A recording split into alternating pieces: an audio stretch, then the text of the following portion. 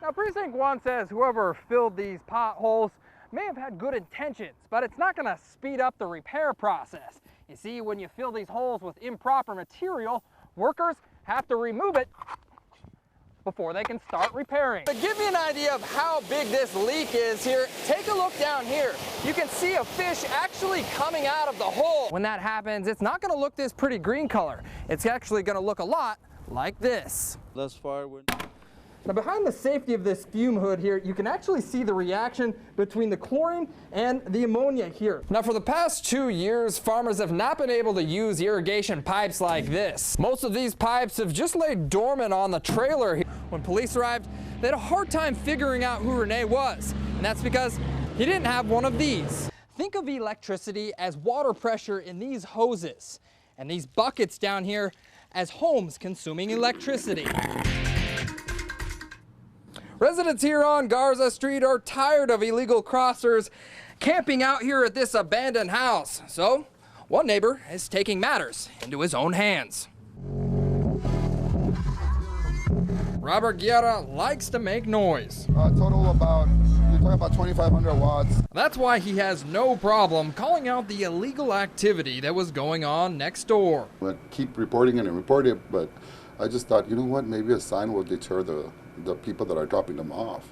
Guerra posted this sign on the abandoned home across the street. He says it has a history of housing illegal crossers. At any given time, it was usually like 4. Last month, a man walked out of the dirty dwellings and asked Guerra for a cell phone charger. He was full of tattoos all over his face. This is Guerra's second sign. Someone tore down the last one, but replacing it was no big thing. And, well, it only cost me $1. And now, Border Patrol regularly passes the house. This is a residence right here, the one you're talking about. This isn't the first time a stash house has popped up in an abandoned home. Rio Grande City police are in the middle of sort of a cat and mouse game with human traffickers. So they'll run them into these stash houses, and if they're successful the first time, you know, that's another house on their radar that they're used to using. The abandoned homes are private property. Getting a hold of the owners is not easy, and it's hard for the city to take action. The process to actually tear down a home is a very lengthy process. Code enforcement officers have put in the paperwork to board up or demolish about a dozen homes, but that could take months or even years. It stopped. Guerra would like to demolish this home, but in the meantime, his sign seems to be working. Runners ready? On your mark, get set, go! Competitive racing is popular in the valley. It's also a great way to earn money for charities. But it would seem one group of runners signed up for a race that has no finish line in sight. When it comes to running, Gabriel Vasquez is a pretty competitive guy. I've done about 12 of them, and each one is kind of different. I've done some of the mud runs, the beer runs. Vasquez's last competition was supposed to be the Zombie Challenge run in Harlingen. It was a unique event that was going to happen at night. Unique is right. The Zombie Challenge website describes the race as bloody awesome. Participants were going to be chased by brain-eating zombies. Runners are even advised to dress up. The hype was great, but the event didn't happen. Supposedly, but for the weather that had been happening at the current time, they had postponed it. Organizers rescheduled the event for August 1st. They also offered a refund to those who couldn't make the race. So then we started making phone calls. Nobody was answering the phone calls. They asked for my help when they couldn't get a refund. I called the event organizer, but zombies must have got them or something because the line was disconnected.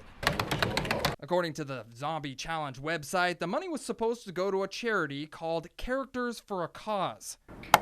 The charity is located in Pennsylvania. On their Facebook page, it says they have no affiliation with any zombie challenge. An address to the event organizer's house was listed on the Zombie Challenge website, so I ran over there. Hello? No one was home.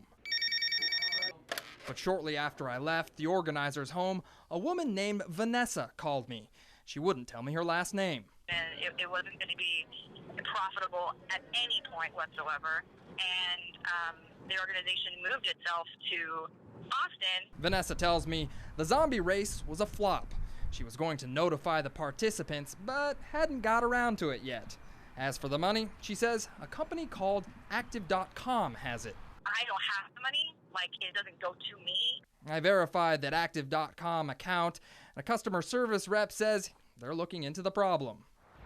Organizers of the zombie run say all the money for the entry fees is locked up in a third-party account and won't be released until August 1st. Channel 5 will continue to keep an eye on the organizers. In the meantime, a lot of these runners will have to find something else to compete for. John Bartell, Channel 5 News. They're trying to get under the expressways, and they're going through our storm sewers. The storm drain problem was brought to our attention at a recent Border Patrol press conference. We're having issues with that now, with there being toxic gases and stuff because it's underground. Mission Fire Department told stories of rescuing illegals from near suffocation when they were stuck in narrow pipes below neighborhoods. In some instances, homeowners would call 911 after hearing cries for help. I hear them like running and screaming. We wanted to see the storm drains firsthand. Ruben Martinez lives in the path of illegal immigrants. He pointed us in the right direction. Mission Fire warns us that the pipes are deceiving. They start out large but slowly decrease in size. And the pipe is progressively getting smaller here. As we enter the pipe, the water depth starts to vary.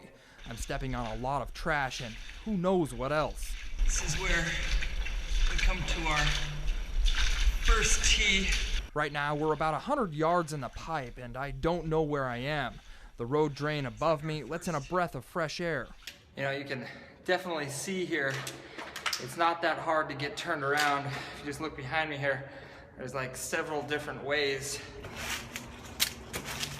I've been in the drain for about 20 minutes when I'm forced to take a smaller pipe.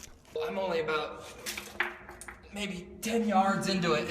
It's really hard moving in here. And the thing that I am noticing is it's very hard to breathe. It's getting very stuffy in here. If you take a look down here, it just keeps going, and you're dealing with a lot of these spiders and a lot of this debris on the ground. Eventually, I come to another storm drain. It's time to get out. It's road gutters just like this right here, where the illegals will eventually make their way out of the storm drain and then end up in communities just like this one.